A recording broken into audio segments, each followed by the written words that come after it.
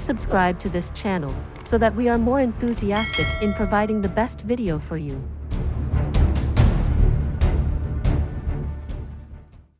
Chapter 81. Reason for faking injury. Observing the discouraging look on Sir Fang's face, Jun Xie could not help but feel apprehensive. He asked, "Old Fang, how is it?" Fang Huisheng looked at Jun Moxie with an expression of pity. He shook his head and sighed. His life in no danger. But as for the rest, they are in terrible shape. Terrible? Grandpa Jun was shocked. How terrible? Stagnant meridians. With faint signs of overexertion. His internal organs are also damaged. This. He sighed before raising his head. Did the third young master undergo a rigorously intense physical exercise just before this? In addition, the intensity involved is one that exceeds what a person's body could shoulder. Jun Xie felt a sense of foreboding as he replied. Yes. He had once done that for about 7 days. In fact, just the day before yesterday. There's the problem. Fang Huisheng retracted his hands, his eyebrows wrinkling. The human body can sometimes be deficient, and third young master's body was originally weak to begin with. With a deficient body, even if one has the perseverance to endure a high-intensity physical training, how could the body's muscle and veins endure it? If it was only this hidden injury, all he needs to do is to stop the training. With the proper lifestyle, he could be cured. However, it was at this moment that his chest suffered from an impact of over 100 gene in strength due to the sword wound and the kicks from the assassins, resulting in the injuries to his internal organs. The injury to his internal organs also aggravated the hidden injury from his training. Now that these two injuries have stacked, how could it be managed? That's not all. The worst part was that after being stabbed by the sword, his wound was not wrapped up in time, leading to the loss of too much blood. For him to be able to stay alive right now is already a great fortune. He shook his head and continued. After such an incident, for third young master to successfully preserve his life and become an ordinary person is something to be highly grateful for. In addition, if he ever partakes in any intense activities in the future, he would suffer from dizziness and painful agony which could even endanger his life. Jun Xie's face turned blank and pale. It is actually so bad? Don't Divine Doctor have any methods for restoration? Could it be that there is absolutely no hope at all for him? Fang Huisheng gave a sigh and said, I can only tell you the same thing. The human body is sometimes deficient. Even though I am touted as the Divine Doctor, I do not actually have divine skills. Now that all these injuries have come together, I fear that not even an immortal could do anything about it.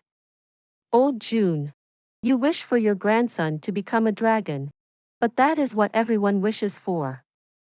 No matter how earnest your desire may be, one must know one's limits. As he spoke, he produced a writing brush and started writing down a prescription. Follow the recipe stated here and prepare it for him 3 times a day. Prepare it carefully and he may be able to recover a bit. As for his Xian Qi cultivation, I believe that is no longer a possibility. Grandpa Jun was stupefied. Even Tang Yuan, who was standing beside, stood with a stunned expression. However, who could dare doubt the words coming out from the mouth of this leading figure in the medical profession? Who could have the qualifications to doubt him? Jun Xie forced himself to smile, his face dark. If he can preserve his life without suffering from any disability and live on like a normal person, that is good enough. As for Xian Qi, there are many other people within Tianqiang Kingdom that have no knowledge of Xian Qi. However, they could still contribute. Despite saying that, the disappointment within Grandpa Jun's tone was clear to even Tang Yuan. Tang Yuan tried to comfort him. That is true. Just look at our imperial court's grand preceptor. Is he not merely a frail scholar? However, he could still dominate the imperial court, standing below one and above millions. Tang Yuan's words were said with good intentions. However, listening to those words caused Grandpa Jun to become enraged, thinking that Fatty was indirectly scolding him. Back then, Grand Preceptor Li's Xian Qi cultivation was personally destroyed by Jun Zhantian. That incident was the cause of the enmity between these two families, an enmity that could never be reconciled.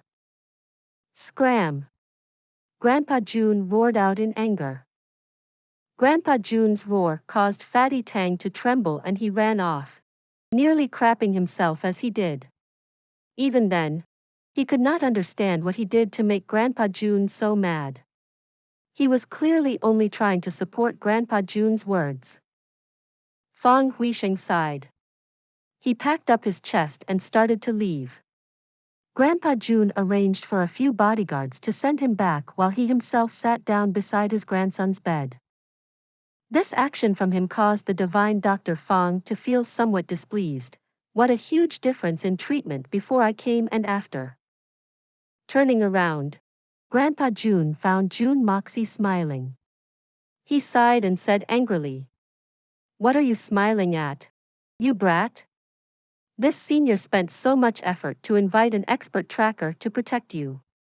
Instead, you decided to be a smart aleck and use some methods to get rid of him. Now look at you. Tell me, what should I say to you now?" Sigh. Grandpa Jun shook his head and sighed. He felt that his lifetime's worth of sighs had all been used up today. "Grandpa, please be at ease." Watching Jun Zhantian's face frowning due to concern, Jun Moxie felt his heart turning warm and could not bear to hide it from him any longer. The diagnosis for Sir Fang earlier was simply a result of my tampering. Truth be told, the state of my body is nowhere near as bad as what he had described. Having said that, he activated his body's Xian skill and his sickly face was suddenly replaced with a radiant complexion. Jun Zhantian was startled and an expression of ecstasy washed over his face.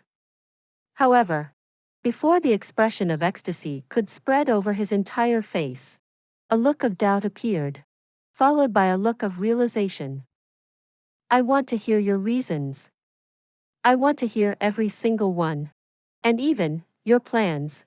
Jun Zhantian's gaze turned sharp as he stared at Jun Moxie, as though he was trying to examine this grandson of his and what he was thinking of doing. Jun Zhantian immediately turned around and shouted, "From this day onwards, I forbid anything that has ears to enter within 30 zhang's 91.2 meter from this room. Anyone disobeys, kill without mercy." A sound of affirmation came from the outside, following which the sounds shwa shwa could be heard in succession. In only a few moments' time, the outside had turned silent. Not a sound could be heard. Hiding the truth from the imperial doctor meant fooling the emperor. Thus, Jun Zhantian was being very careful. Jun Moxie, who had been lying flat on the bed, suddenly sat up. Wearing only his pajamas, he tightened his cloth belt and walked off the bed. He sat down onto the chair in the room, his face facing Jun Zhantian, who was seated just opposite him. This action from him caused Grandpa Jun to become surprised. It would appear that Jun Moxie's body was indeed fully healed. This grandson of his truly has some good techniques. He had even managed to fool the great divine Dr. Fang. However, Grandpa Jun's face turned solemn. He could feel that what Jun Moxie planned to say would inevitably be something very serious. It might be something that he had no desire to listen to. It could even be something outrageous. Thus, Grandpa Jun had acted to cut off any possible leak in information. As of now, the only one that could eavesdrop on them without being detected by Grandpa Jun would be the legendary Supreme Divine Xian expert. Judging by how long his grandson had hidden his talents and how he had faked his injuries, Grandpa Jun could sniff out the unusual atmosphere that was currently brewing. He felt that he could even guess what it was that his grandson was going to say, leading to him becoming particularly serious. As of now, our Jun family is in a really dangerous spot. Thus, I have no choice but to step up. Otherwise, I would have followed my original plans of living the rest of my life as a prodigal debauchee. Jun Moxie spoke. His first move was to slap himself in the face. Unfortunately, I am now the only one left in the third generation of the Jun family. Even if I do not wish to enter the stage, I no longer have that choice. As such, I must not allow myself to garner the attention of the great families or their precautionary measures. This much I understand. It is also one which I have already guessed. Grandpa Jun stroked his beard.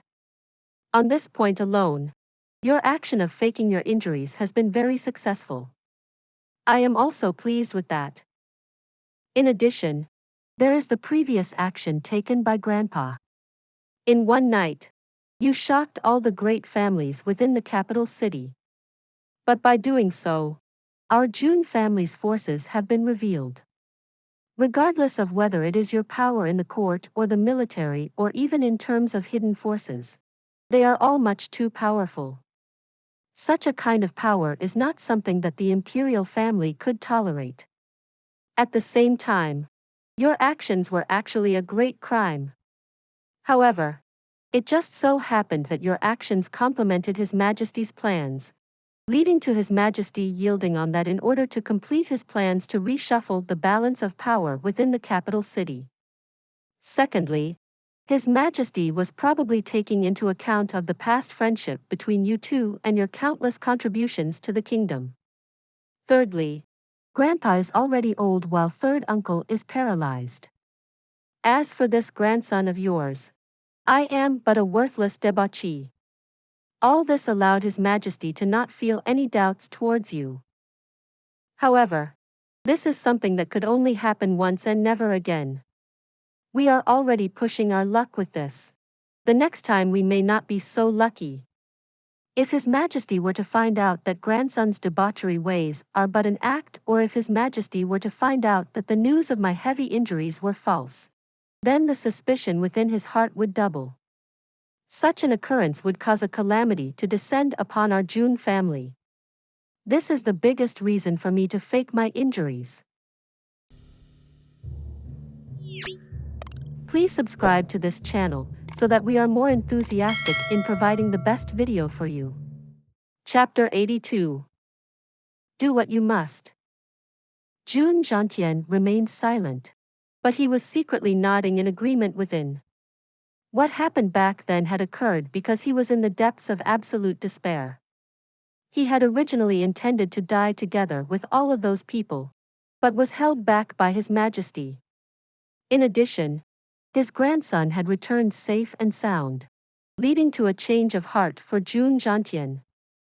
Even if what had happened went according to His Majesty's plans, if the one involved was not the Jun family, if it was any other great family, then that family would have been flattened by now.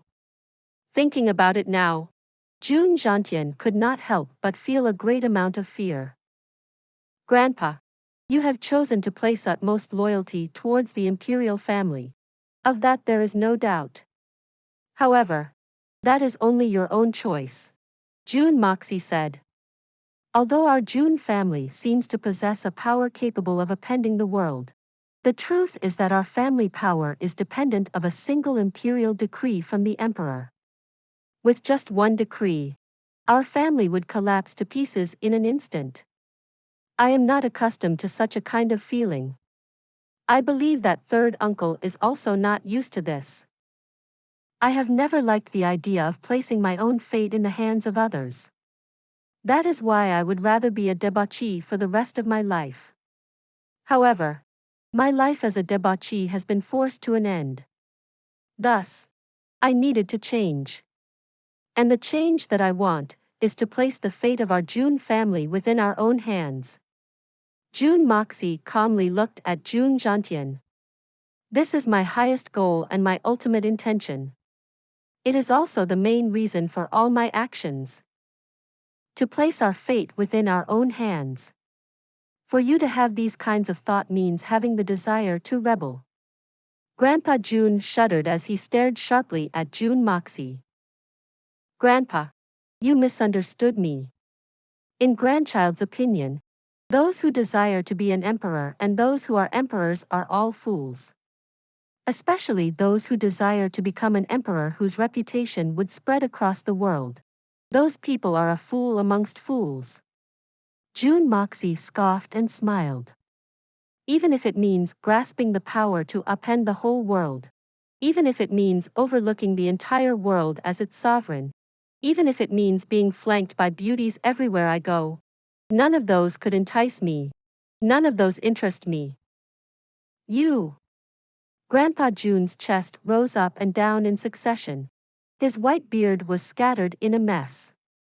For Grandpa Jun, who had constantly upheld the ideals of loyalty, these words had profaned the one person he had sworn his loyalty to. If the one speaking was not Jun Moxie, then the person would have been killed long ago. Grandpa, honest people do not beat around the bush. Today I am going to let it out. His Majesty would never allow our Jun family to maintain such a huge amount of power in addition to having a highly capable heir. For His Majesty, such a kind of occurrence could only represent a threat to his sovereignty. My father, second uncle, and my two brothers. Sooner or later I will be seeking the answers to what had happened to them.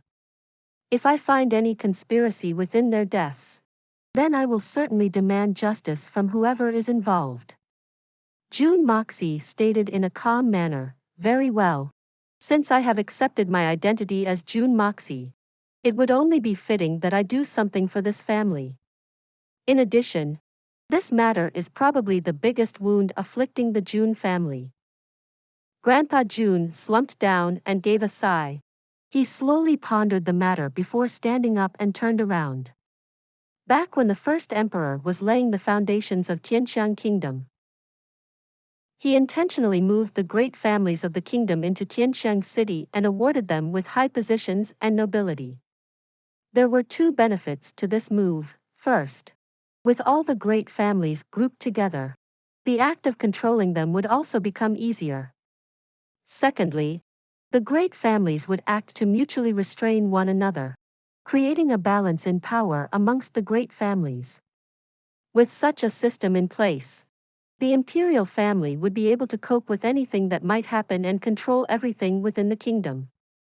With the exception of the Yi family that was removed years ago, the current Tianxiang city has the Jun family, Li family, Dugu family, Murong family, and Tang family serving as great families, each located in different locations of the city, each holding on to a mutual understanding of non-aggression. Of course, in recent years there was the addition of the Meng and Song families. But a closer inspection would reveal that these two are but overglorified clowns. They are in no way capable to standing on equal footing with the great families mentioned earlier. The military side is being controlled by our Jun family and Dugu family. Even though Murong family is currently trying to dip their hands into the military powers, they will never succeed as long as Dugu family and I exist. As for the Li and Meng families, they appear to be our greatest rival. They are always thinking of how to tear us apart at all times. In addition, there are some intermarriages between these two families. As for their successors, the Li family has managed to produce a peerless talent, Li Yuran. The danger posed by them would naturally increase as a result. The Song family, on the other hand, have always kept a low profile and can thus be ignored for now. As for matters of the military, our Jun family and Dugu family had always competed against one another in that respect. We would be making a fuss even on normal days. That old thing, Dugu Zongheng and me would always bicker with one another. However, that is not the main point. The main point here is that even though our two families act to keep one another in check, the both of us have dedicated our loyalty to the imperial family. We would not truly go all out against one another. This is something you must remember. This is also the main reason why our Jun family could survive this long within the imperial court. Among the various great families, the Murong family has great ambitions, something worth noting, and yet not worth bothering. Each of the great families has their own thoughts. However, until the day His Majesty chooses to clear the entire structure and change the balance of power within Tianxiang, the great families will remain safe. This is something that every one of the great families have come to understand. As such, we are presently at a time where you members of the younger generation move about against one another. We of the older generation would simply observe the mess that you make on the sidelines, but at the same time we are also noting down which one amongst the younger generations could pose a threat. For you to be able to see through this aspect, Grandpa feels very pleased. Grandpa Jun had avoided discussing the subject of Jun Moxie investigating into the deaths of the two generations of Jun family members. Instead, he chose to discuss about the current situation within the capital city. 3 years ago, His Majesty had planned on establishing a crown prince. But after some tests, His Majesty had to let go of that idea. His Majesty decided instead to let the three princes compete against one another while he observes from behind the scenes. His Majesty believed that all three sons of his are wolves. And in the ensuing struggle between these three wolves, the winner would become His Majesty's successor. Jun Moxie sneered, but chose to remain silent on the subject. At the same time, Grandpa Jun gave a bitter smile and shook his head.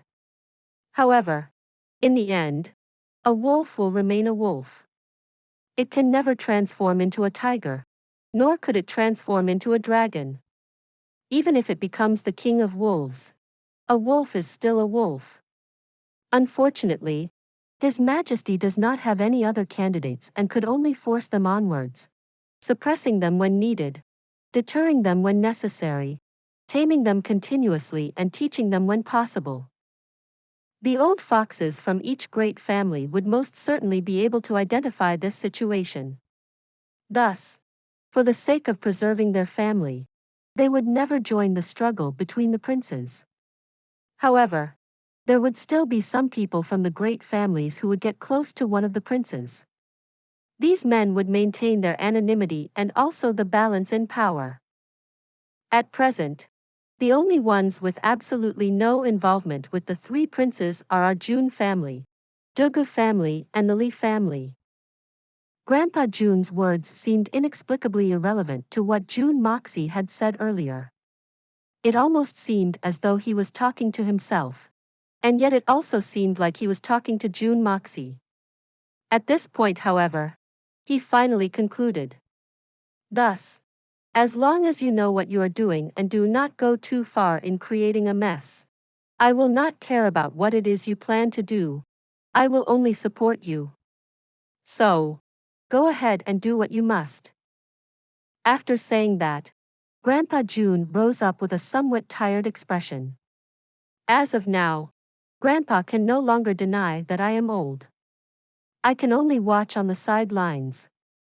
As for your third uncle's body, disabled or not, our Jun family, all will depend on your actions.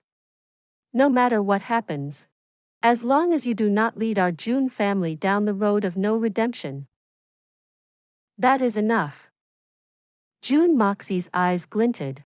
He had clearly grasped the meaning behind Grandpa Jun's words, do what you must. These words were quite meaningful.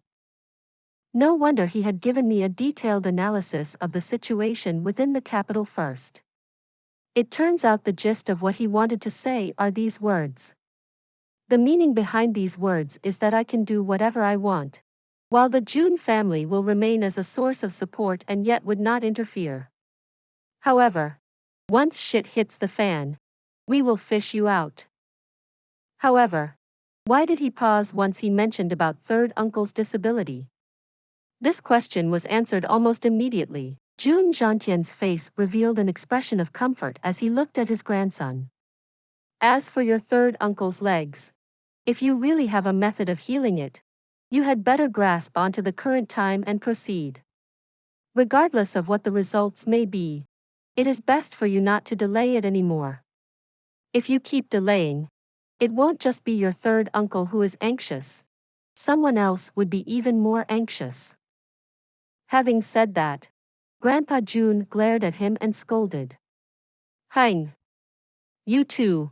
Do you take this senior to be a senile fool? One is my grandson. The other is my son. While this is my Jun family's residence. You think you could hide this from me? Could you? What a ridiculous joke. Jun Moxie felt awkward. Tapping his nose, he explained. I was simply worried that you would become disappointed if this attempt fails.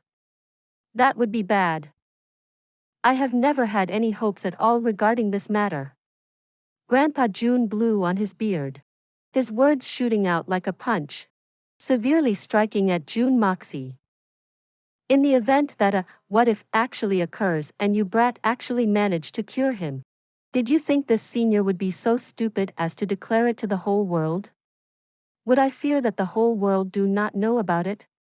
If I did that, won't everyone would start moving their gaze and attention towards you too, creating conspiracies after conspiracies to harm you?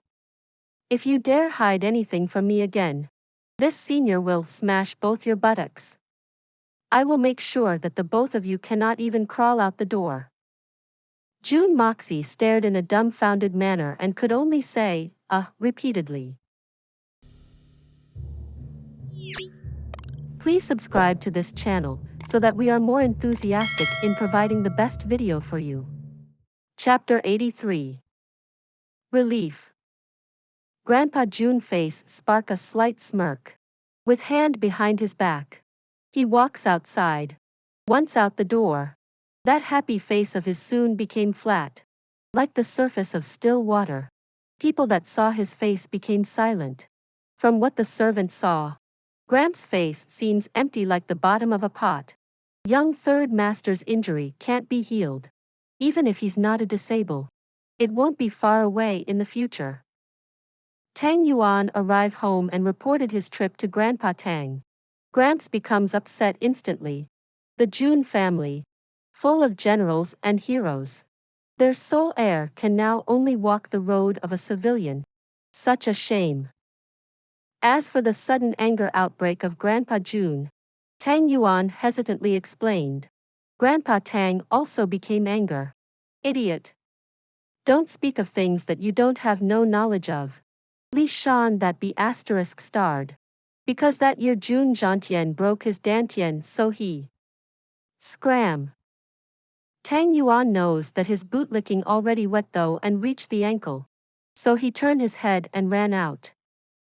Not even a day have passed. The Jun's family third young master, Jun Moi's news have been spread across the capital. Recently, some times ago, there were rumors stating that the capital's #1 debauchery, Jun Moi, young master Jun, turn over a new leaf at home. Every family that heard this news couldn't believe it. Because this rumor is too shocking. Even some families started to investigate in secret. Investigating the root. Jun Moi is not scary. He is just a debauchery. But what's scary is that the Jun family will produce a capable heir. Now that's a big problem. Forward to the present. New information have been spread out. A lot people let out a sigh of relief. Even letting the information become a joke in a start of a conversion. A debaucherous young master suddenly turned over to a new leaf. And repenting for his actions. Then training for a few days. And then injuring himself in the process, almost turning himself into a disable. Used to have some Xian Qi cultivation. Now all gone. Isn't this the funniest thing in the world? As for the authenticity of this information, no one suspects a thing. because it came from two sources: the medical checkup results, and Tang Yuan as witness. The Inner Court's #1 imperial doctor, aka Mr. Death Warding Fang, personally gave Jun Moy a diagnosis. Who would suspect? Those that suspects are just lying to themselves. These nobility family which doesn't have illness and wounds. Fang Huisheng is like Treasure Cove for those that have ailments. Once you solidify the relationship with Fang Huisheng, that's like gain another life.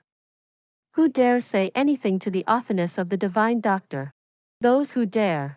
I'm afraid not even half a day will pass. He will be drowned in spit. In due respect, those who can actively mess with the divine doctor's diagnosis. Don't mention Jun Moy. Not even Grandpa Jun have the cultivation to do so. Can't believe that Jun Moy became like this. Unbelievable. Imperial Tudor residence. Li Yuran looks at the three people across the room. His graceful eyebrows wrinkled a little. Li Feng, can you confirm what divine Dr. Feng said is true? I can confirm it. Outside came a hoarse old voice. Imperial Tutor Li Shen excitedly came in, facing his grandson. Imperial Tutor's face is full of joy. Jun Zhantian, you old B***starred. You have your days of glory. But your Jun family is destined to decline. At this point, not even immortals can change that. Jun Moy walking the civilian life. Not to mention, he being a speckle of mud on a wall doesn't help. Even if he is a heavenly genius. You think we will let him have a chance rise up? You should know that all the Empire's civil service is on our hands. Li Yuran smirked. Even Grandpa is so sure. Then the Jun family is no longer a threat to us? Li Shan nodded. So in the near future don't go angering Jun Zhantian. This old B***starred really will kill people, as he warned Li Yuran. Li Yuran recently got slapped by Grandpa Jun. Then got kicked in public by Grandpa Jun. Imperial Tutor Li knows that his grandson can hold himself back. But he also know his grandson personality of revenge best served cold. Even if he doesn't say it, and his face doesn't show it, his heart won't let this matter go. Once a chance arrives, he will strike back. What Li Shan said just then was to persuade Li Yuran to drop the idea of revenge. Because now, out of everyone in the Empire, no one can handle Jun Zhantian. 'Cause now he's like a half-crazed old loin. Especially now. His Majesty is going along with his plan. I repeat, do not prove him. Also, that night in his anger, he revealed the Jun's family hidden forces, shocking everyone. Facing that power, no matter which family, facing them under the sun, heads will be flying, and blood would be spilled. Even with the full force of some the weaker families. Being genocide by Jun Zhantian is not that hard of a problem. Li Yuran slightly moved his eyes. Then smirked. Don't worry, Grandpa. This grandson of yours won't go provoking him. But Jun Moy is a different story. I'll just play with him occasionally. No harm done, right? Someone that recently lost his cultivation will indulge himself in s**x and wine. And the problems between minors. Seniors won't involve themselves in it. Shan laughed. Just don't go overboard. The four grandsons nodded. Imperial Court. His Majesty leaned against the throne with a pillow cushioned. Slightly closed his eyes. Face stilled. Fang Huisheng at his side standing still. So. Jun Moy can't be, right? His Majesty said after a brief pause. Yes. According to my diagnosis. It is not faked. Fang Huisheng confidently said, stroking his beard. Jun Moy been a debauchery for too long. If he could calm down. It's a good thing for the people.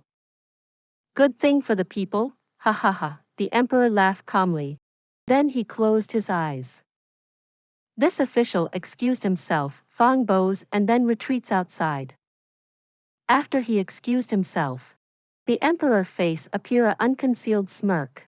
Smiling enjoyably. Smiling like everything is at ease. Grandpa Jun now is like getting 3 months of vacation. To outsiders, he seems to be having a personality change. After this period of strife, he appeared to be disheartened and cold. This sudden turn shocked everyone that he knows. Even the emperor sent over someone to check up on him.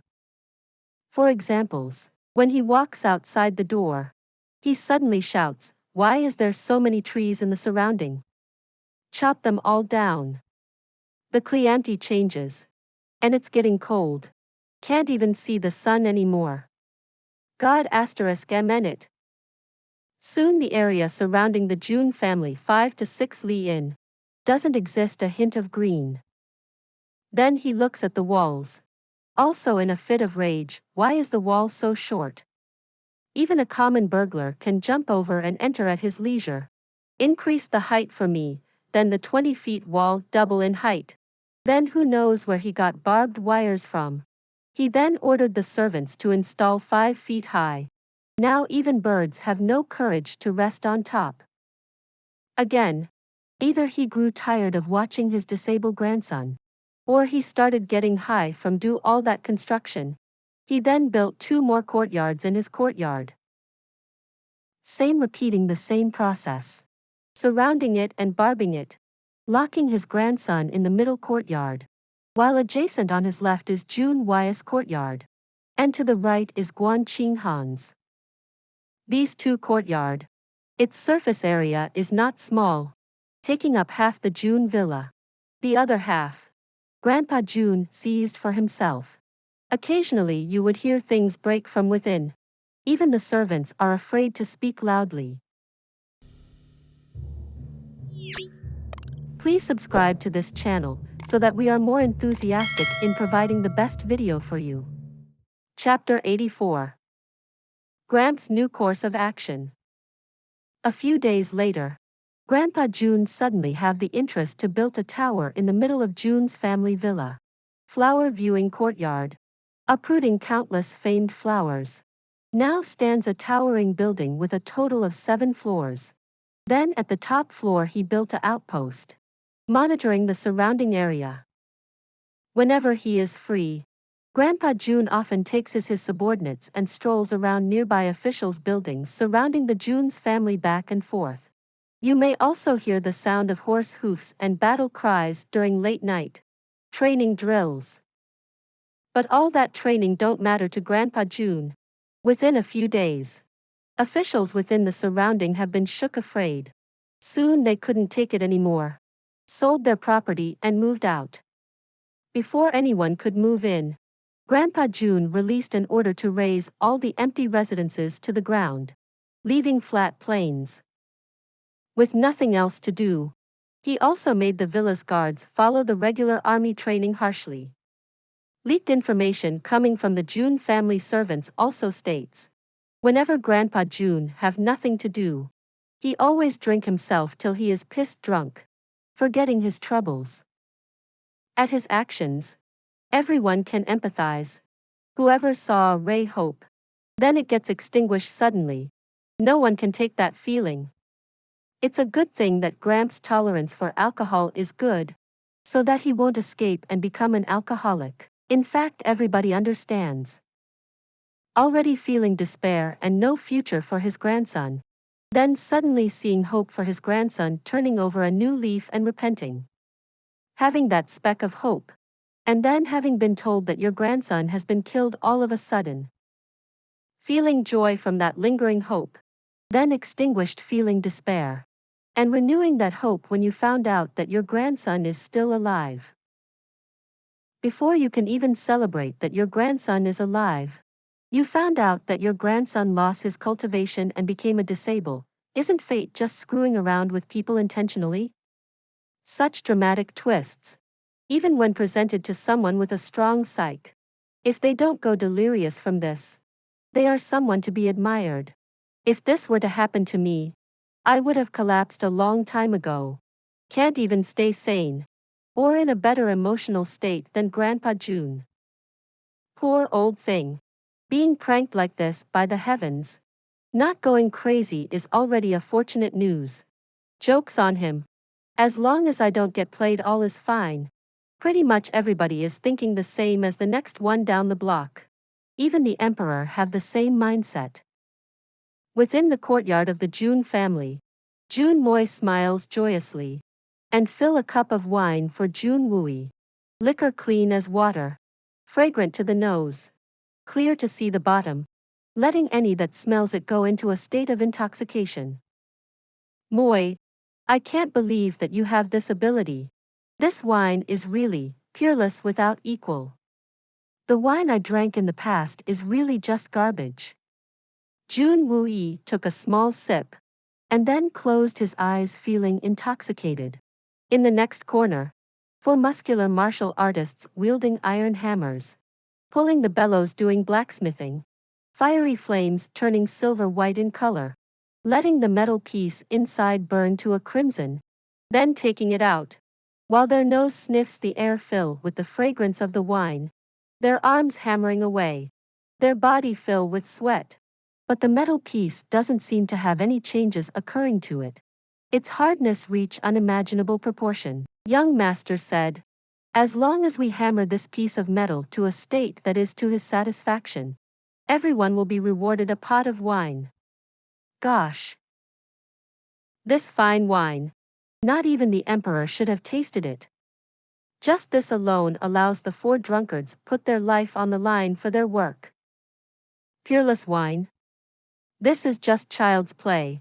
Unless we have to. Drinking that D*MN liquor you call wine every day is really unbearable. Jun Moxie drinks his wine elegantly, closed his eyes, and with interest said, third uncle. It is said that the first time grandpa drank this wine, he got drunk? I heard, he did get drunk. Jun Wui frowned and said, don't talk behind your elder's back. Moy rubbed his nose, enjoying the moment, not backing down. He asked, when Gramps got drunk, it is said that he also started singing? And he also stick his head in a pan of cooked pork head? D*MN brat. Looking for a beating? Why don't you shut up about it? Why didn't you say that this wine is this strong? Jun Wui said amusingly with displeasure. Your grandpa not looking for you for a beatdown is already a good thing. He has to wash his beard for the whole afternoon just to clean it. Oh. Jun Moxie grinned. Grandpa's tolerance for alcohol sucks. Let's not discuss this anymore. Jun Wui feels this topic is uncomfortable. This is his father they are talking about. How about you? Shouldn't you be preparing as well? A frown appeared on Jun Moxie's face. He raised his cup and drank like he is drinking to bury his problems, releasing a long sigh. A few days ago, Grandpa Jun's mind is filled with worry, because Jun Moxie's Xian Qi cultivation is too low, and he couldn't find anyone to spar with him, and he's worried about information leaks. Suddenly he had the bright idea of having Guan Qinghan to spar with Moy. This move began his journey to hell. In fact, this is just to prank his precious grandson, who let him hid his intentions for so many years. Definitely needs a beating. Jun Moxie feels really helpless, facing his sister-in-law that didn't get married. He shouldn't just insta-kill her, right? But if he doesn't subdue her right away, he will be the one taking the beating. Even if his art of unlocking heaven's fortune is mysterious, he only start cultivating it about 2 months. How could it be a match for Guan Qinghan, who started practicing Xian arts when she was young? Also, she is about to achieve a breakthrough to silver rank. Throwing his skills as killer away, and using his own strength to fight with her. There is no difference because he trained as a killer. Truth to be told, Guan Qinghan doesn't want anything to do with Moy. Facing Jun Moxie makes her really uncomfortable from the heads up to the toes down. But she is reluctant to reject Grandpa Jun's request. So she came over once. But unexpectedly she got high from this request. Abusing this guy. The feeling is just very comfortable to say, especially when there isn't any more lecherous stares from Jun Moxie. This which put Guan Qinghan on her guard. Lowers the uncomfortable feeling coming from Moi in the past. Also, there is another reason that makes her want to come over, which is the new type of wine that Moi brewed with fruits. Very sweet. Just stronger than the average wine. Its taste just like heaven. You can't find it outside anywhere. She liked it the moment she drank it. Coming over to give brother-in-law a beating, fanning out her anger. Also in the process getting 2 pots of fine wine as reward. With no consequences. Especially when Grandpa Jun is encouraging her to abuse Moi more. Every day 8 to 10 times is not considered enough. Now who wouldn't like this job? Sigh. Jun Moi gave a long sigh. Then he suddenly remembers something. Third uncle. The herbs for the medicine that I asked you to find. Any luck? It's already a long time. Pretty sure you should be done collecting them? Jun Wui gave sigh. Intestinal cracker flower. Common heart grass. And persistent severing root. I have collected a good amount. But that blazing meridian lotus, I haven't have the slightest news about it. Now 9-leaf grass. This herb is relatively rare. Not many people uses it. And not easy to find. Just a few days ago I heard that Jinxiang trading firm discovered 3 stocks. And they are shipping it to the capital. I sent some people to buy it. But who could have known that it was already brought? Someone brought it? Moi suddenly wary. Straighten his back. This herb is useless besides healing blocked meridian's wounds. But why was it brought at this crucial time? Unless this information was leaked. And someone is plotting against my Jun family? Please subscribe to this channel, so that we are more enthusiastic in providing the best video for you. Chapter 85. I really can't fight. It was bought? Jun Moxie warily asked. He sat up straight and said, unless it were for healing blocked meridians or injuries to the meridians, one should not need this herb. But, how is it that, now, at this critical juncture, it was bought? Was it because someone from our residence released the information and someone is trying to plot against us? It is unlikely. Shaking his head, Jun Wui remarked. The fact that the Jun family has been looking for this herb is known by only a few, and even fewer know that it is me who has been looking to obtain it. It is impossible for anyone to make a connection with us purchasing this herb to the fact that it is crucial for my recovery. Alas! It is only a fateful coincidence. Don't tell me, is the will of the heavens attempting to hinder my efforts to restore my health and heal my injuries? Jun Moxie frowned and bit and started to pace around in the room in an unhurried pace. Just like in cooking, there are 5 flavors, namely, sweet, sour, bitter, spicy, and salty. It is possible for numerous ingredients to bring out a similar flavor. But it would be possible for me to find a suitable replacement for this herb to concoct the medicine. It's exactly the case with this medicine. If I replace it, the effects of the medicine might be at a lower level and, in the worst case, lacking in the requisite strength and nothing more. But yet, to make a medicine which is not optimal, Third uncle, I would like you to order your men to find out who was it that stole this herb away from us. I have already launched an investigation into this incident. But this happened just recently and not much time has passed since then.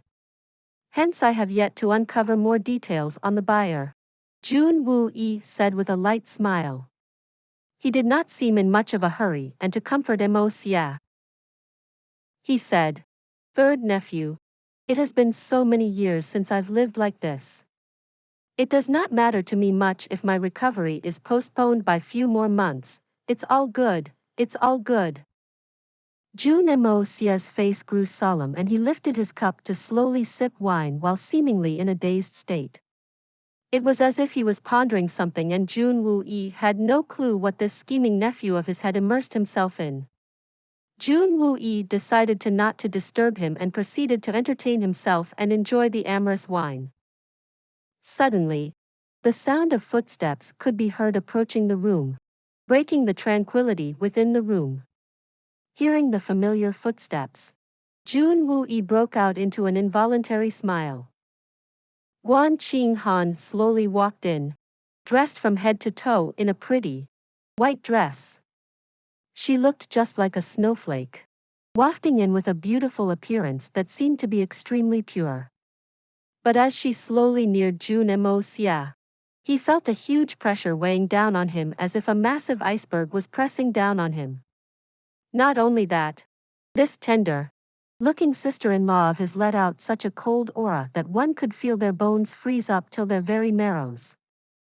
When people would look at this beautiful woman who had skin like jade and with such a cold disposition, they would even feel her heart had become cold a long time ago. As for the sparring sessions with Guan Qinghan, Jun Moxie had tried to protest against this arrangement many times, but it was to no avail. Jun Moxie knew his own fighting capabilities, and it wasn't that he had a lack of skill. In fact, when talking about skill in which one could kill his enemies, in his previous world, if Jun Moxie claimed that he was second, no one would ever dare to claim to be first. But this was something that his grandpa did not know, and he wanted to keep this secret from him. So, despite all his attempts to avoid the daily spar, Grandpa Jun had firmly rejected him. Especially on the first day, when Grandpa Jun observed the absolute abuse that his grandson faced in the hands of his granddaughter-in-law, he left saying only one sentence. This sentence simply was, "I am extremely satisfied. Continue to beat up this brat to an inch of his death without any mercy." For Jun Moxie, today would be the first time he would get to see his nephew beaten up. For this past month, this nephew of his had always been outsmarting him each time, leaving him extremely frustrated. Hence, Jun Moxie had absolutely no intention to let this opportunity to vent his anger and frustration on his nephew escape. After all, such perfect opportunities were few and rare. "I really can't keep fighting with my sister-in-law. I don't want to keep up with this pointless charade and get beat up every single day. Also, it's extremely embarrassing to get beaten up by this beauty all the time. So, what do I do? Go all out? I don't know how to hold back, and I attack with the intention to kill. Impossible. She is my sister-in-law. Although she does hate me, this alone can't justify her death if I kill her, right? Also, the one she hates is Jun Moxie and not me. That lecherous B** sure deserves this and even some more. There are some things that a man should never do. Unless a man has an enmity with a woman to the point of no return where it would only end with one of their deaths, one should never lay a hand on a woman." By deciding to not use vicious methods, the evil monarch did not have many ways to deal with his opponents, especially when facing opponents like his sister-in-law who had a cultivation far above his own, having a much higher skill in martial arts when facing such opponents. Even if they would give him a handicap, the difference in strength was something that Jun Xie could never overcome using wits and tactics alone. This made him whine constantly. Guan Qinghan stood there motionless, looking as if she was a lovely snow lotus flower. Refined, lofty, and unattainable, but at the same time, she was also aloof, cold, pure, and noble. "Can we not fight today?" Jun Moxie made a pitiful expression and continued, "I can give you 2 more pots of wine as compensation. What do you say?" "No." Guan Qinghan glared at him coldly. Her fine hands, which seemed to be carved out of jade, shot out in front of her and they glowed with a blackish color. 9th level of Xian Qi. "Are you ready?"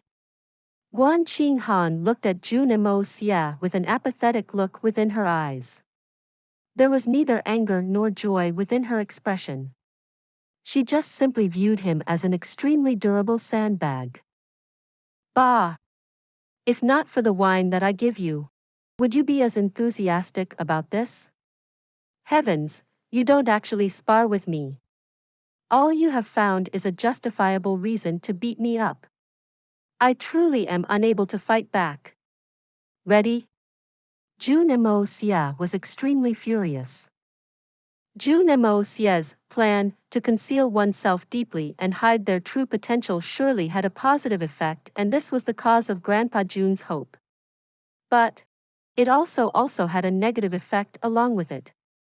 The grandson of his hiding his abilities from him certainly made Grandpa Jun extremely unhappy, and this sparring session with Guan Qinghan was completely arranged by him to get revenge against him for hiding his abilities.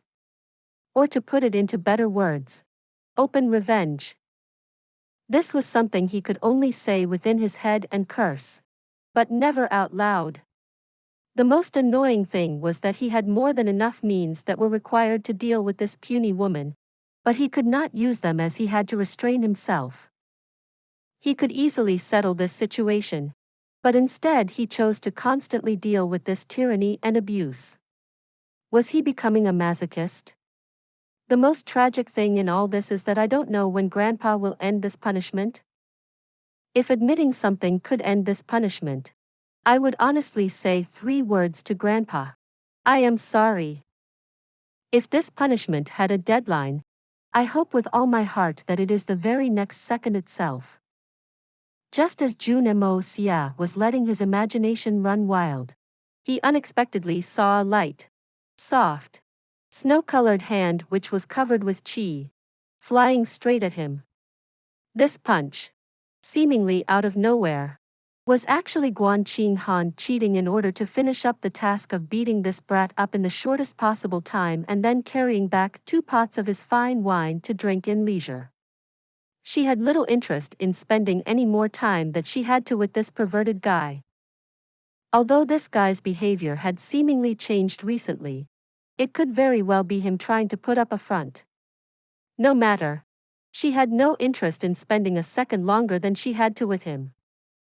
As the fist came flying forward, making a whistling sound in the air, her muscles were also making a light noise along with her movements. Pa pa pa. It was just akin the sound of the light falling rain on a summer morning, very compact, crisp, and sweet. Jun Moxie only raised his cup of wine, savoring its taste and watching the scene being played out in front of him. He couldn't help but laugh when he saw the disparity in strength that was being displayed in the spar. Father's idea for punishing third nephew is truly wonderful. Ah, what? As Jun Moxie was leisurely thinking, his eyes suddenly constricted. His earlier expression of boredom and casualness suddenly turned into a solemn one. His gaze was firmly fixed on Jun Moxie, and he did not even bother to put his cup down. Jun Moxie's sudden movement caught his complete attention. Before Guan Qinghan had thrown a punch, she had also planned to follow it up with a decisive kick. These 2 moves were performed one after the other in an almost fluid motion as if it had been practiced a countless number of times.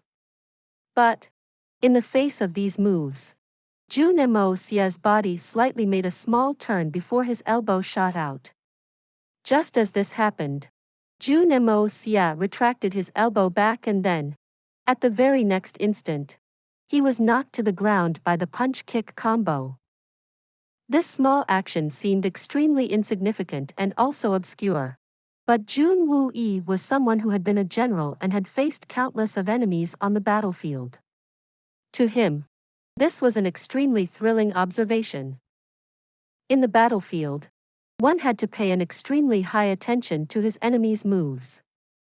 Even a second of carelessness could result in instant death.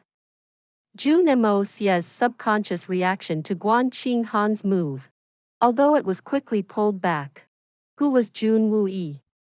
He was an Earth Xian Qi rank expert. He could clearly see every move of Jun Moxie, and he clearly saw that elbow was directly aimed at the larynx of Guan Qinghan. If Jun Moxie had followed through with that move, it surely would have been Han's doom. What was more important was the timing of that action. It was placed exactly between the interval of the two moves. One should know that Han had been practicing cultivation since she was a child, and her moves were performed almost at the same time. The almost fleeting moment between those two moves was practically insignificant, but it was still a flaw in her move.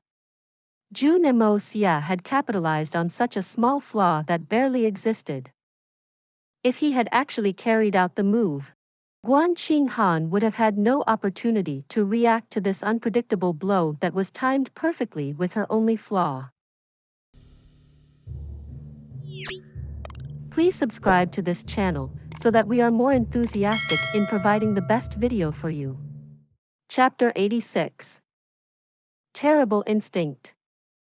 Due to the huge gap in cultivation that existed between Jun Moxie and Han, even if Jun Moxie managed to hit her anywhere else on her body, he would most likely be unable to cause her any injury.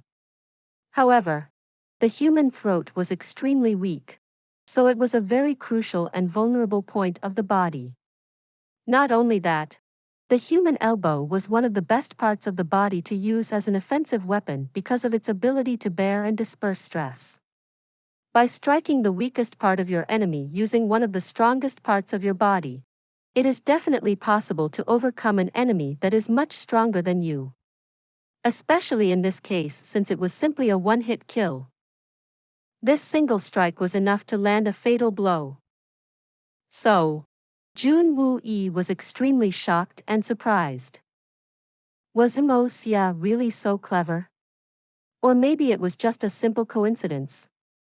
Jun Moxie cleared his mind and watched the spar in front of his eyes with concentration and rapt attention. He carefully watched each and every move that was made, and though it seemed like move after move would only hit Moxie and serve to beat him up, in Jun Moxie's eyes, a completely different scene was being played out. Just before each of Han's moves would hit Jun Moxie's body would make slight actions, and all it needed was put force behind it, and that would have been enough to kill Han. Sometimes, this occurred more than once between her moves. Jun Moxie stayed silent and carefully observed the scene in front of him. This move, Moxie dodged to the right and has clearly raised his middle finger a bit while forming a fist. If you trace where that is pointing towards, that is Han's brain. That was another one of the weakest parts in the human body. This move, the position and movement of Moxie's knee, the action is sharp and swift. If he had not retracted it in time, it would have hit her vagina. Another fatal weakness of the human body. Heart. The temple. Spine. After that, the eyes, throat, ears. Han seemed extremely spirited and happy at the fact that she got to beat up this perverted brother-in-law of hers. Jun Moxie was trying to strenuously avoid her moves while moaning and groaning, but Jun Moxie, who was watching from the side, was completely stunned while sweating in fear from head to toe. While he was sweating profusely, Han continued on with her onslaught of blows without stopping at all. Every few moves, Jun Moxie would slightly cringe with fear on the side. With his superior eyesight and knowledge, he could easily see the danger in which Han was in with each passing move. The pitiful Han, who had unknowingly faced death a countless number of times, was still enthusiastic about beating up Moxie without a clue of what could have happened to her. Jun Moxie was constantly releasing a subtle killing intent, so it was understood by him. Plainly horrible. Even Jun Moxie, who was an Earth Xian Qi realm expert, with all his powers of concentration, could barely keep up. This. Just like the saying goes, like father, like son. A dragon would not birth a sheep, and an observer who could see this would be scared to death. He did not even dare to interrupt this delicate little game of death. lest his own words prove to be a form of distraction to Jun Moxie and he accidentally lose control over his concentration leading to Guan Qinghan's death. These movements of Jun Moxie were too sharp and fast. So even if Jun Wuyi's legs were intact and perfectly functional, he still would be too late to stop the inevitable. Finally, it was only after Jun Moxie was knocked down 10 times before Guan Qinghan decided to come to a halt and did not continue to pursue him any further. From start to end, she had not said a single word. Without talking much, she simply picked up 2 pots of wine before she left for her own courtyard. Also, she had no expression of anger. Her face was precisely the same as before, extremely cold. In spite of all that intense action, she did not have a bead of sweat on her while Jun Moxie looked completely beat up. This task for Guan Qinghan was practically one of no difficulty. After all, he had a pitiful cultivation level, so it was quite reasonable. Jun Wuyi stared blankly at the departing figure of Guan Qinghan while his mind was still reeling in shock. According to his calculations, in the earlier fight, if it was a real life or death battle, Guan Qinghan would have died at least 47 times by now. And every single time, Jun Moxie actually forcefully withdrew. What kind of a frightening battle strength was this? A person who was at the 4th level of Xian Qi was capable of fighting with a person at the 9th level Xian Qi. Not only that, this person was also about to break in the silver Xian Qi realm. To overcome the level and realm difference and to still be able to fight on an equal grounds, would this record be broken by his nephew? No, it was already been broken by him.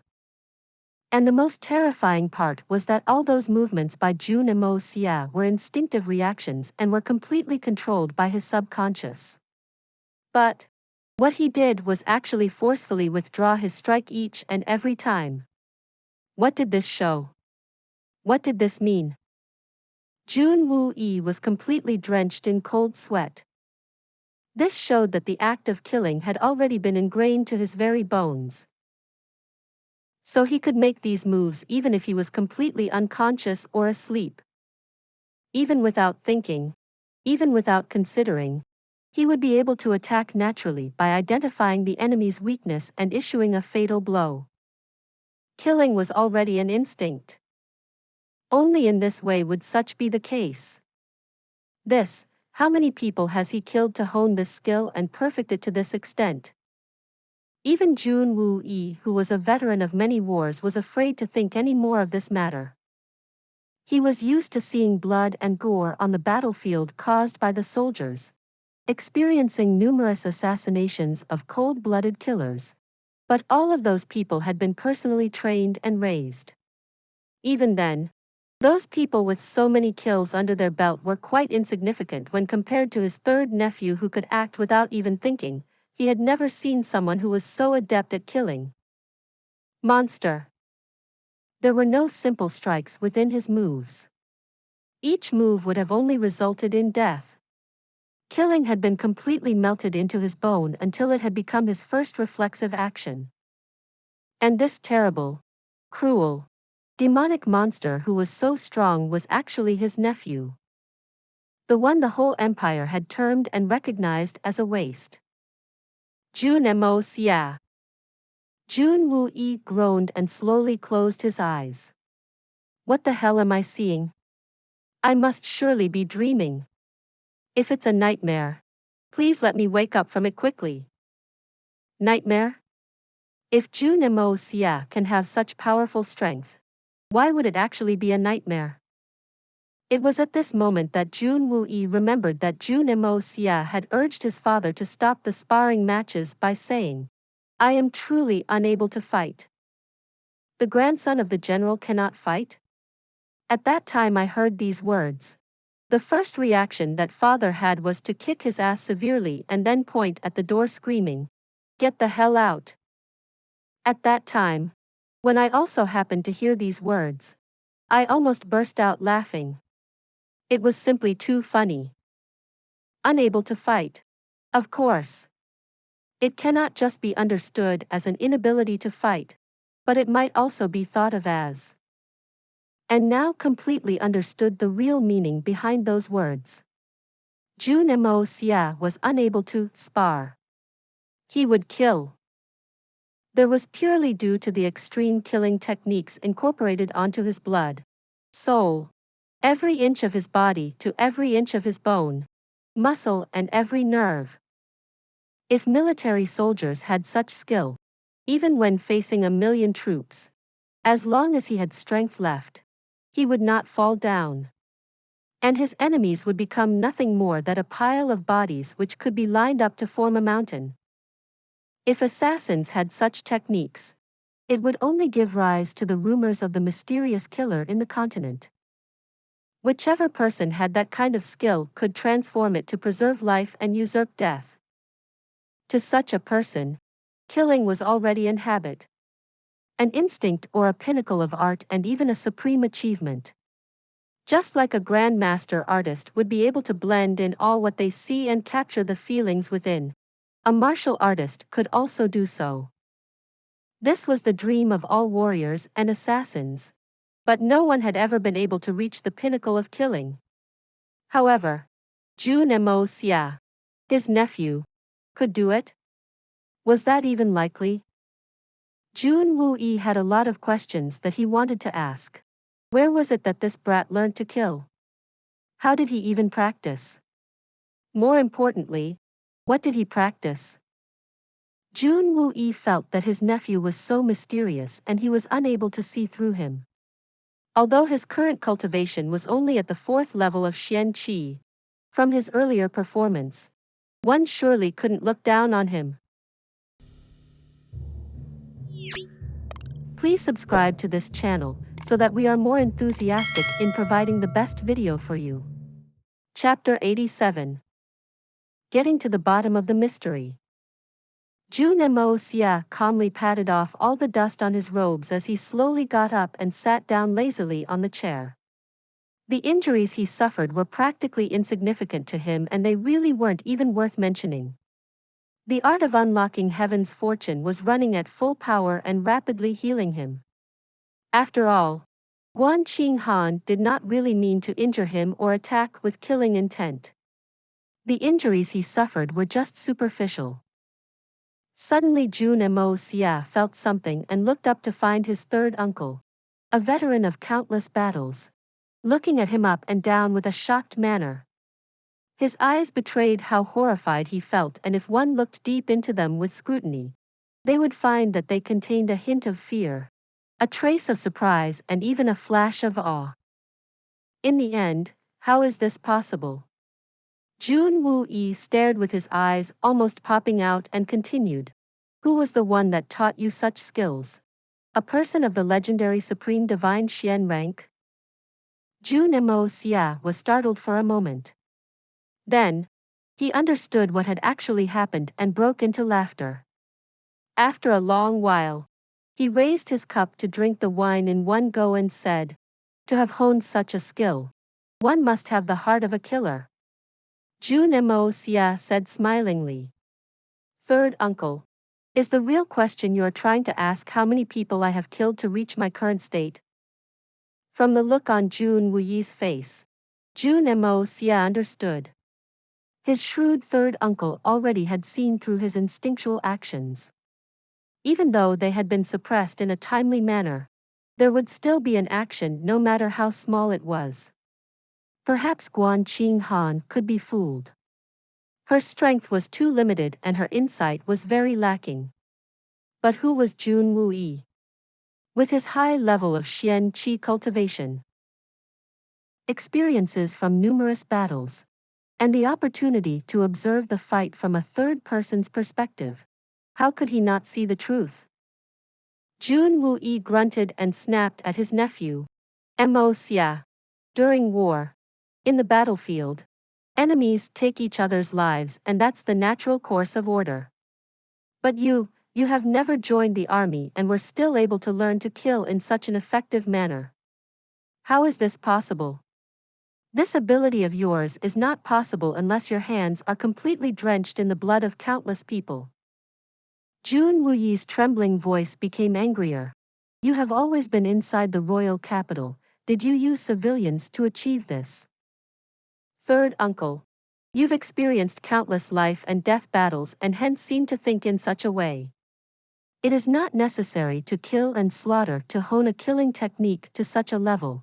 Jun Moxie calmly continued. In fact, as long as you can truly familiarize yourself with and understand the human body, its every bone, every joint and every nerve, then this would all come to you naturally. Jun Moxie closed his eyes and said, the human body, irrespective of S*X, has 206 bones. That is to say, there are also 206 joints from the body over the thighs, both around, up and down. A fierce blow to any of these places can be extremely deadly to the existence of a person. And, no matter how a person moves and how well they defend, there would absolutely be some place that would be left completely defenseless. To fight would involve the usage of bones and the movements of joints. While using maximum force at some points of the body, the other part which is not being used becomes a flaw. A fatal flaw. Once you find this flaw, then the part that he is using also becomes a part of the flaw. Since all these details on your enemy becomes apparent, it would become quite easy to find a countermeasure against him. I had told Grandpa that I'm unable to fight. The truth is, I'm unable because if I did fight, there would be only one result. Sister-in-law's death. In fact today, she could have died numerous times, over 100 times at the least. I wonder if third uncle was able to count all of them. Jun Moxie, his eyes glittering and teeth showing while he grinned, said, I have to admit that I've become accustomed to this instinct of placing my blows at the weakest links in a human body. In this world, the best understanding of the human body is possessed by doctors. But third uncle, you would have rarely seen doctors who are killers because most of them only learn how to cure and heal. Jun Wuyi stared blankly and was stumped for words. He then angrily said, You're just twisting words to force logic. Jun Moxie sighed and said, In fact, third uncle, since I've grown from a baby to now, you've watched me grow up. 2 years in between. Though we did not meet often, but Grandpa's spies were always following me every single day, every hour of the day, and maintained a detailed record of every action I did. It was even to the extent of where I slept every night. Not only that, they also recorded the length of time I spent with each woman, who the woman was, her family's background, and also her ancestors in complete detail. Uncle, do you truly believe that I really possess the ability to kill quietly in spite of all this? Don't you think such a thought is completely absurd? Jun Wuyi didn't know whether to laugh or cry as he looked on, utterly stumped. Is there really something such as a natural killer? Jun Wuyi stammered, his mind in complete chaos. What he had just learnt completely defied his common sense, and looking at his nephew he felt completely perplexed. Jun Moxie secretly wiped the cold sweat off his brows as he quietly relaxed and felt at ease. Oh my goodness! Third uncle nearly caught me. To fool this third uncle really was not a simple matter as I thought it was. But you, how would you be so knowledgeable? And your achievements are also very high. This is your identity, too. Jun Wuyi did not give up and continued to ask further. Uncle, ever since your nephew came to this world, I have never killed anyone, Jun Moxie said deeply, and within his eyes, one could see a hint of loneliness and longing. This was a look of absolute sincerity and honesty. This expression was too real, and anyone who would see this would feel that he had said the truth. The absolute truth. This was indeed the truth. But the words that Jun Moxie said, Ever since your nephew came to this world. He was not referring to Jun Moxie, rather Jun Xie, the evil monarch. At this point, the little lowly maid walked in and bowed down cutely before saying, "Third young master, there is someone here to see you. He has told me he had to report something very important and it was urgent." Then she looked at Jun Moxie covered in all dirt and she felt pity for him. Poor young master. He has been abused a lot recently. He has also been very nice these past few days. So he does not deserve to get beat up this ruthlessly. Jun Moxie quickly said. Just let him enter. Finally, it seems it is time to help third uncle recover. Not much time passed when a man dressed in all black walked in with a steady pace radiating an aura of strength. His face was calm and when Jun Moxie looked at him, he could tell that this person's talent was not bad at all. Good. Very good. General, we have identified the person who bought the 9-leaf grass. Who is it? Jun Moxie and Jun Moxie simultaneously asked. The young master. His name is Tang Yuan. The man looked up at Jun Moxie and was hesitant to speak the name. Tang Yuan. Jun Moxie suddenly shouted out with surprise and said, "For Fatty Tang to buy the 9-leaf grass. Has something happened within the Tang clan?" "I do not know this, sir, for now."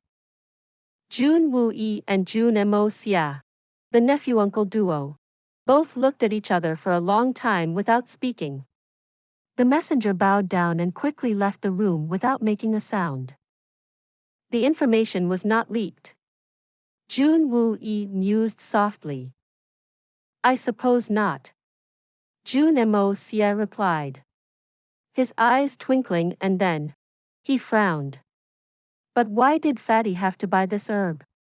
Moxie thought for a moment and said, "Third uncle, I remember you had said that the discovery of this herb led to 3 strands of it." "Yes.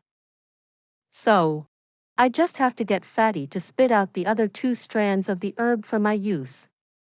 Jun Moxie gasped deeply and thought.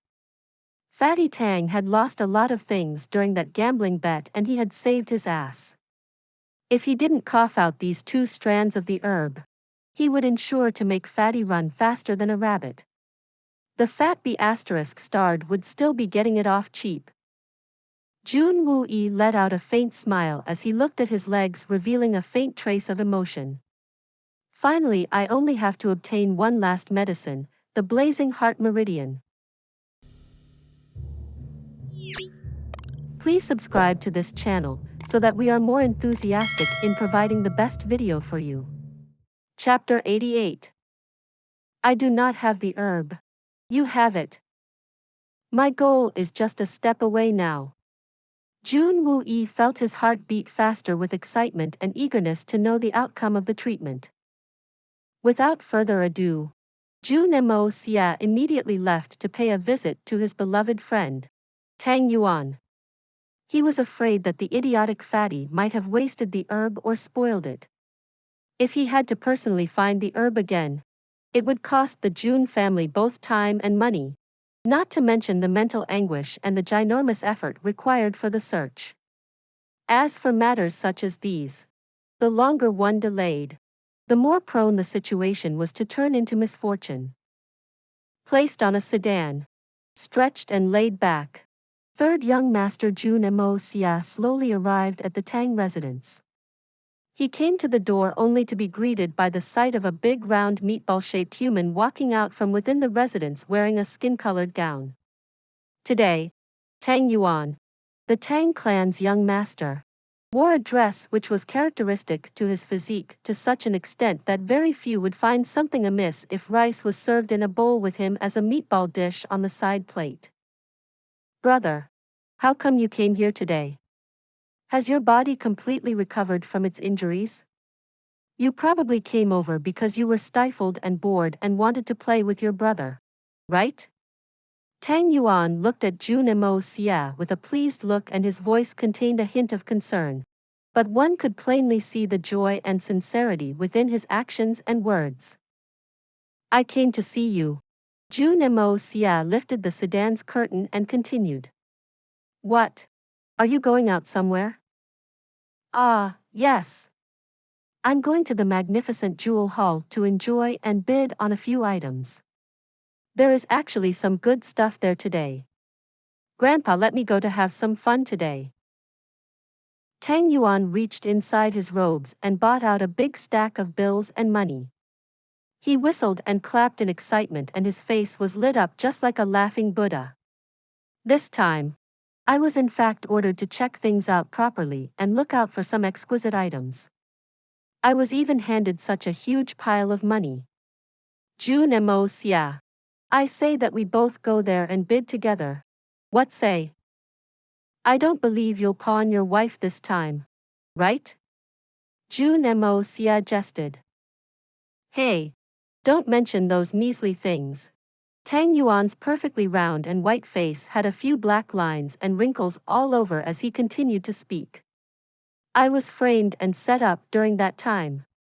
If we played under normal circumstances, your brother here is simply the gambling god who is spoken of within the legends.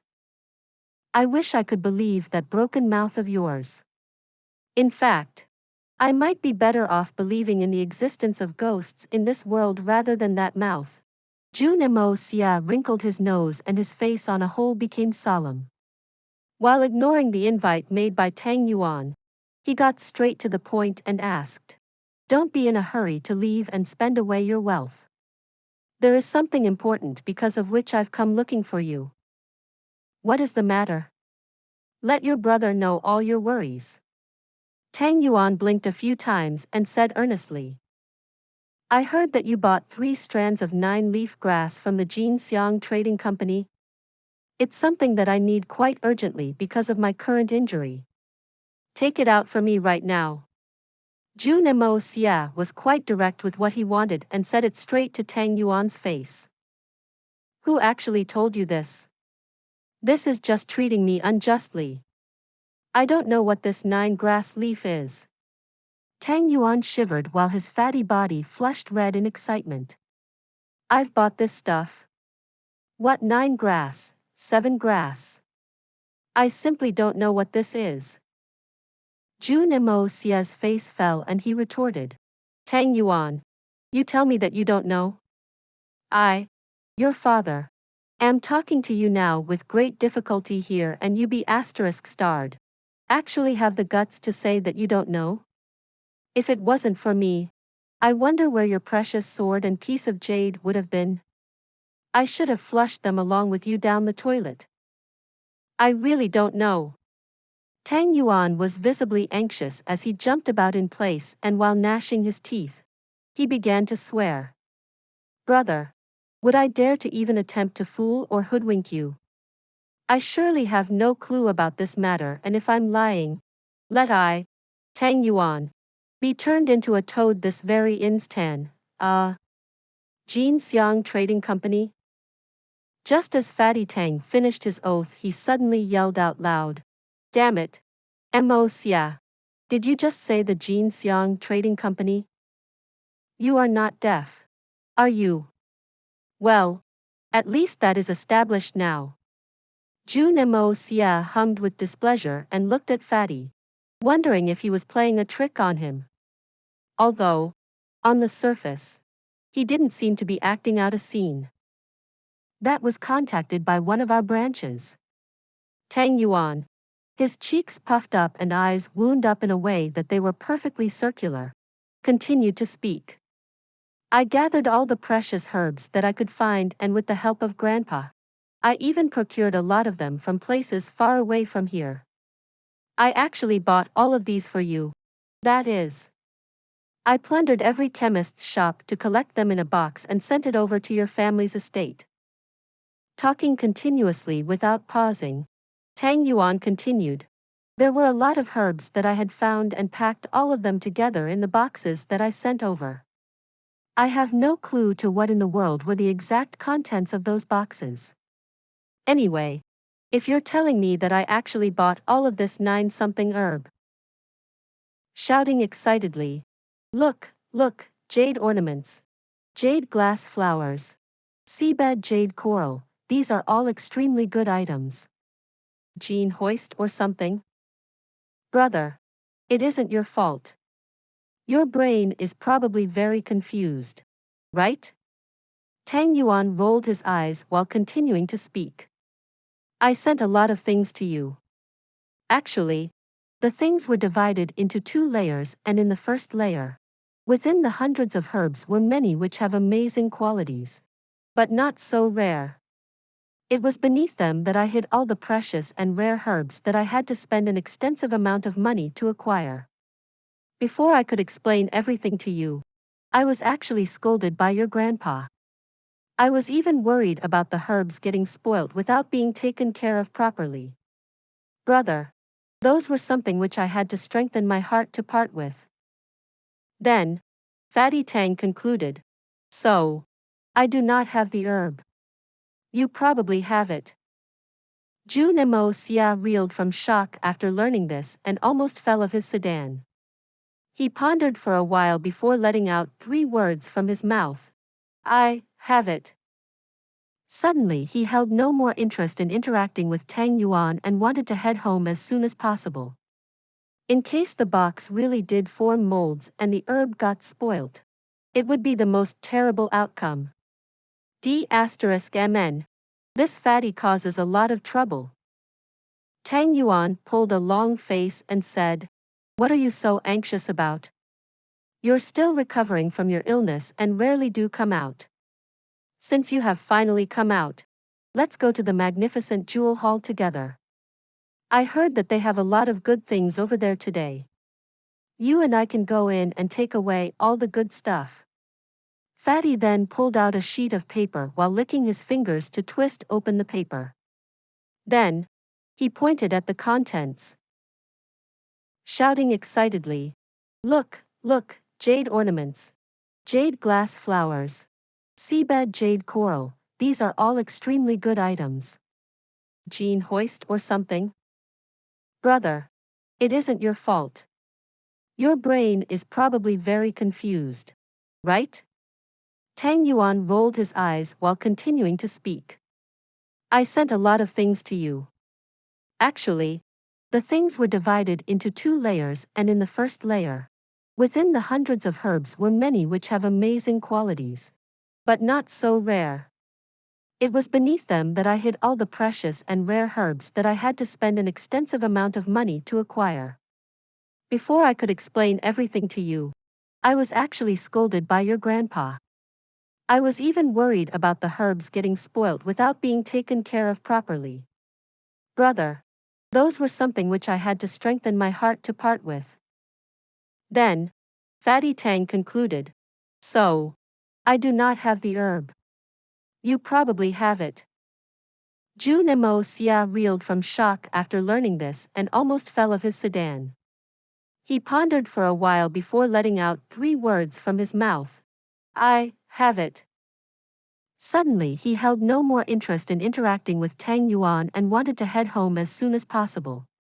In case the box really did form molds and the herb got spoilt, it would be the most terrible outcome. D*MN. This fatty causes a lot of trouble. Tang Yuan pulled a long face and said, What are you so anxious about? You're still recovering from your illness and rarely do come out. Since you have finally come out, let's go to the magnificent jewel hall together. I heard that they have a lot of good things over there today. You and I can go in and take away all the good stuff. Fatty then pulled out a sheet of paper while licking his fingers to twist open the paper. Then, he pointed at the contents. I don't have the time to horse around with you. Jun Moxie rested back onto his chair. But just as he said those words, his head turned back reluctantly and then suddenly stared back at Tang Yuan before swallowing a mouthful of saliva, which made him seem like he was swallowing a chicken's egg whole as he made a noise. And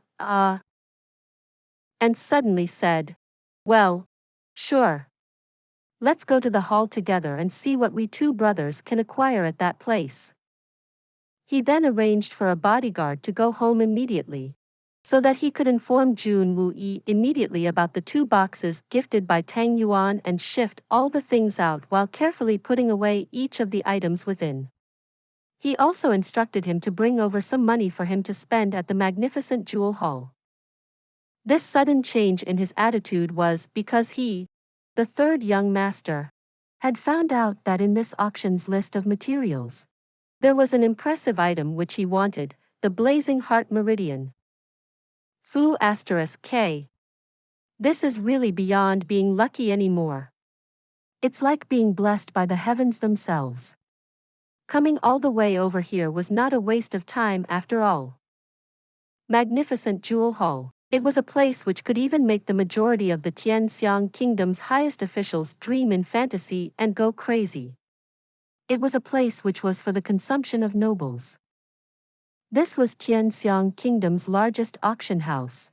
But it was much more than a simple auction. In the kingdom, to find the best treasures, it would be an extremely tough challenge which would almost to never succeed even in decades to come. However, whatever treasure you could think of, this place would certainly have it. As long as you had enough money, even gods and demons can be your slaves. These words, whether in Jun Xie's past life or the present, were very suitable. Food, drink, playthings, killers, robbing tools, mysterious beasts' hide and fur, superb magic weapons, the best decorations, and even men and women as slaves. One could find everything. It was too much. You just had to think about it and it was impossible not to find it. Just after walking into Magnificent Jewel Hall, no matter how luxurious your original lifestyle and how rich you were, you would realize that you still lacked many things in life. One would realize that there were many things that they had yet to try. They would feel that their spiritual and material life had been extremely barren. So, in order to not spend all that you own and become completely broke, the average person would want to come out and not let his thoughts or judgment get clouded by this treasure paradise. Please subscribe to this channel so that we are more enthusiastic in providing the best video for you. Chapter 89. Magnificent Jewel Hall. Of course, Magnificent Jewel Hall was not a place that anyone could enter as they pleased. It was a place catering to the elite. But, at Magnificent Jewel Hall, they gave face to the Tianxiang Kingdom, and inside their place, one of the biggest box was reserved for the royal family of the Tianxiang Kingdom. Irrespective of if someone from the royal family came or not, this place would always be reserved and kept ready. Several other countries also enjoyed this privilege of having their own private box, but of course, when compared relatively to the royal families, they were smaller. In the Tianxiang Kingdom, each of the major families had a balcony of their own, but each of them had to pay a substantial amount of reservation fee on a regular basis, and because of this particular rule, no other family was unhappy.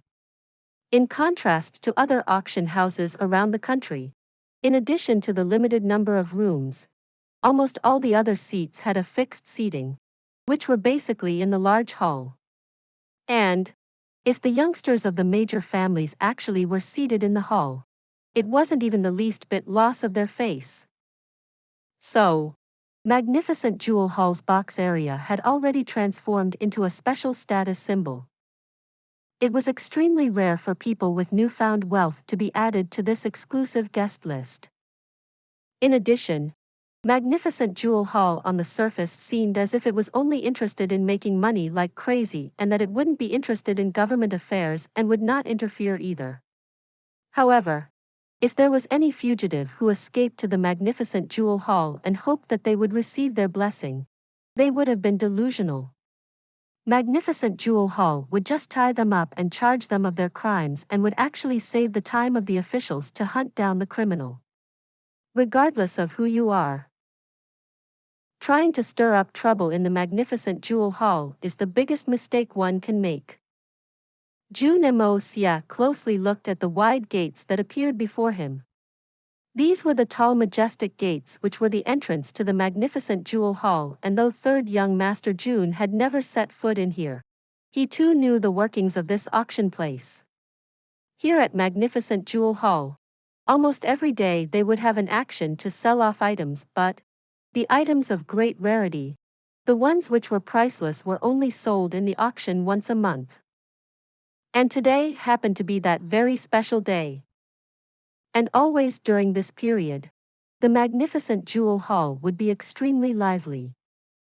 Another biggest oddity of this Magnificent Jewel Hall was the items that it would auction. Almost no one knew the origin of these items, and no one had ever seen the Magnificent Jewel Hall perform any form of acquisition or let people pawn items for money. Were all the items manufactured by they themselves? This had become a really big puzzle. Fatty Tang seemingly had come over here more than once as he turned and greeted a few of the bodyguards stationed over there. Jun Moxie followed Fatty and left behind 8 of his bodyguards to collect money from the others he had sent over to his residence, while the rest moved in with him. As Jun Moxie was walking, he suddenly frowned. This Magnificent Jewel Hall is really not a simple place. Since the time he had walked into the door, there was at least 5 or 6 times that different spiritual awareness swept through him, inspecting his whole body and at every corner.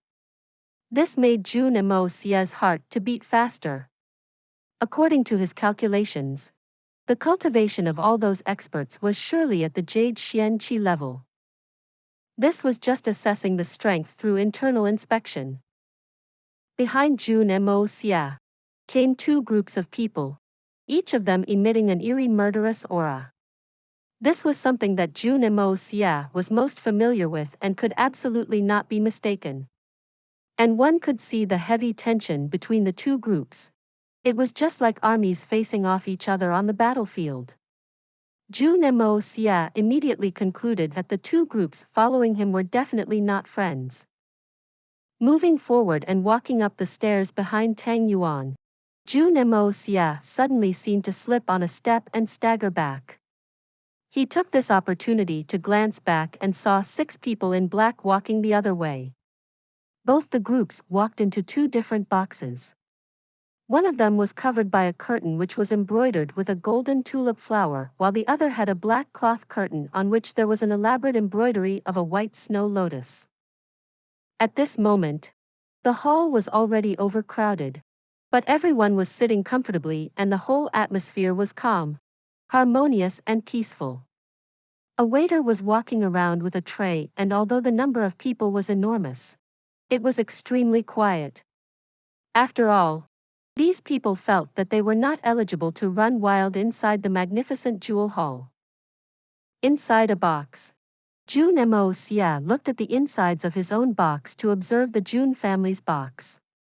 There was a white curtain upon which was drawn a huge blood-red colored orchid flower, and he couldn't help but smile. Since the Jun family had bought this box, Grandpa had seemingly come here less than 2 or 3 times. Grandpa surely does not know how to manage wealth well and still paid regularly to keep this box. He really gave Magnificent Jewel Hall too much face. Those 2 boxes belong to whom? Jun Moxie pointed out to the boxes that the 2 groups had just entered and asked. Please subscribe to this channel so that we are more enthusiastic in providing the best video for you. Chapter 90. Jade Sea Coral. Those 2 boxes belong to whom? Jun Moxie pointed out to the boxes that the 2 groups had just entered and asked. Bro, do you have a fever or something? Is your head really muddled? Tang Yuan stared at him and said, those boxes belong to the 2nd and 3rd prince of our kingdom. All the 3 royal princes have their boxes in a line, side by side. Don't you even know this? Your father asked you a question and you dare be disrespectful? Do you even remember what happened at the 1,000 Gold Hall? Jun Moxie rolled his eyes and stared at him. Tang Yuan grinned and his face resembled a Buddha as he thought. I've never seen this guy's over here at the magnificent Jewel Hall. But he recently did help me out in my time of need and did a big favor. He can be arrogant because of that and I owe him one. He patted his own plump cheeks and said, I'm the one who has fever and am confused as my head is muddled. Jun Moxie stared at him. He knew that he was a crafty bootlicker and simply closed his eyes, ignoring him completely. He was then contemplating in his heart. The people who went into the two princes' boxes unexpectedly were releasing killing intent and were seemingly assassins. This was really weird. Did these men by any chance have anything to do with the assassination attempt a few days ago? If so, I must verify this account very carefully. After all, I also suffered at the hands of those fiends and was not only stabbed and kicked mercilessly but was also left a step away from death. I did not even have a chance to repay the damage done to me. As a man, I cannot live in this world after suffering from such humiliation. However, which emperor's son was the one who orchestrated that assassination attempt? In the case of accusing a good man of wrongdoing, it is wrong, but it does not matter much as these men have wronged their own flesh and blood. Moxie, Li Feng and his accomplices have also come, and next door to us is the Meng clan's box. Tang Yuan whispered while gnashing his teeth, those be asterisk stards.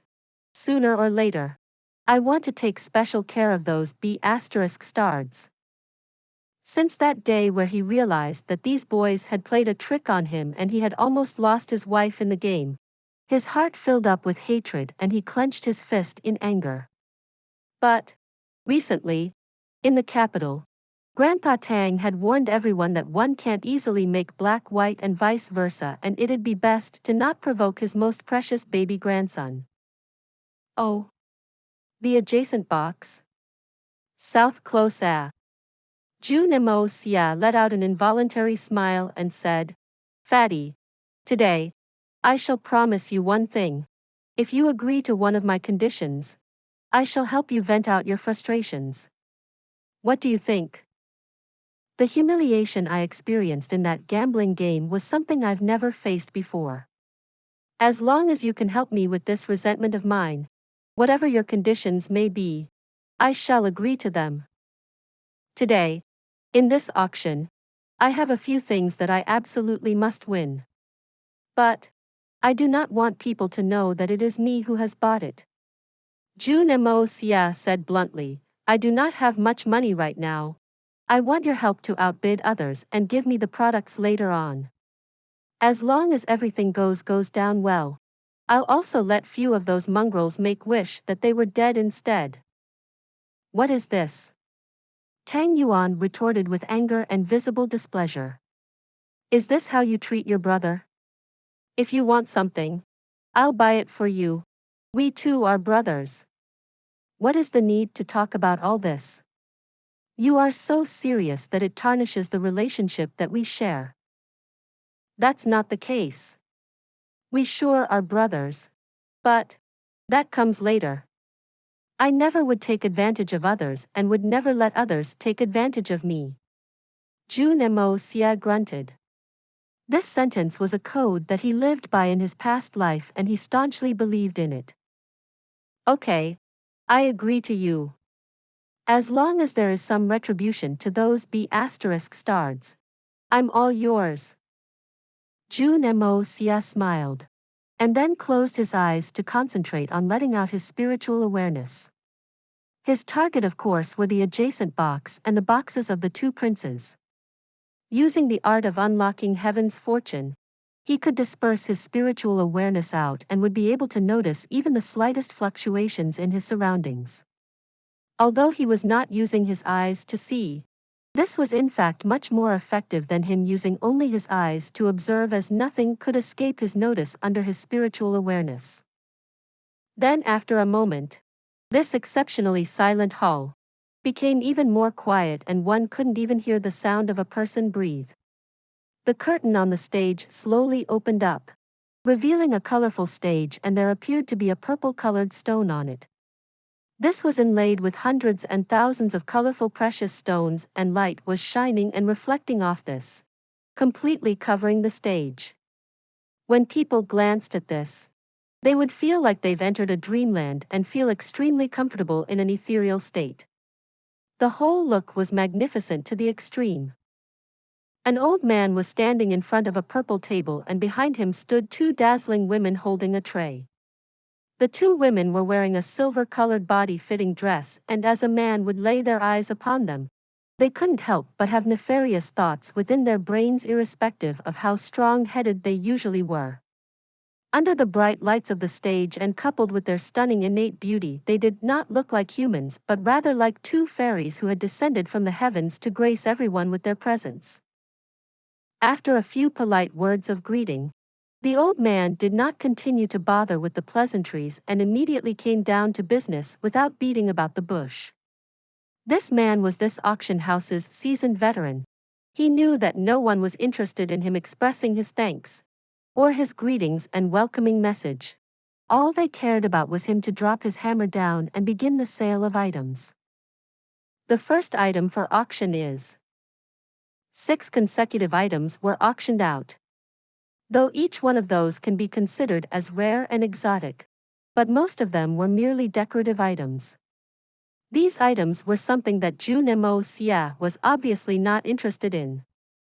In the adjacent room, and the boxes of the two princes also displayed an extreme lack of enthusiasm when these items were bought out, and there was no noticeable activity. These items, all of them, fell into the hands of some rich businessmen seated in the halls down below. But, going with this trend of sky-high prices, Jun Moxie felt somewhat weary.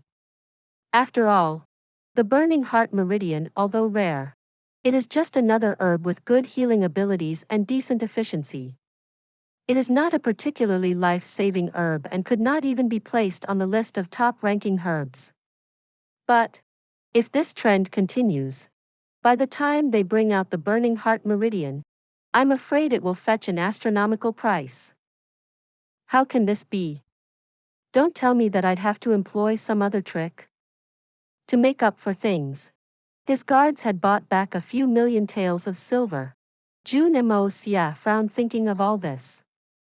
Suddenly, Jun Moxie felt some discussions happening in the room with the Li and Meng family members with his spiritual awareness, and he opened his eyes to look at Tang Yuan and said, "They really want whatever is next, it seems, and both of them want the same article. Moreover, the Li family seem to be more interested in it and are looking quite concerned." Jun Moxie could clearly understand from the fluctuations in their room that the people in the room were experiencing the feelings of being elated, anxiety, and excitement. It seems that the next item is something that they've long waited for. The next article of this auction, I believe each and every one of you have heard of the jade sea coral. The amethyst and mixed corals are something which we have seen and cannot be considered as truly being rare. But the strain of jade sea coral that we have here today is something which has appeared for the first time in the Tianxiang kingdom. Even in the whole continent, a few might have seen such a high-grade coral. At least until today, this old man here has never seen such a precious treasure. The old man smiled gently, and the silver-clad girls behind him walked forth, carrying a tray in their hands. With a slow action of their hands, they unveiled the tray, which was covered in a red silk cloth, which made the whole hall sit at the edge of their seats and await in anticipation. "Fatty, those guys want this stuff. Make the starting price as a big one and immediately shout it out. Do not give anyone else an opportunity to bid at all." Jun Moxie smiled and called out.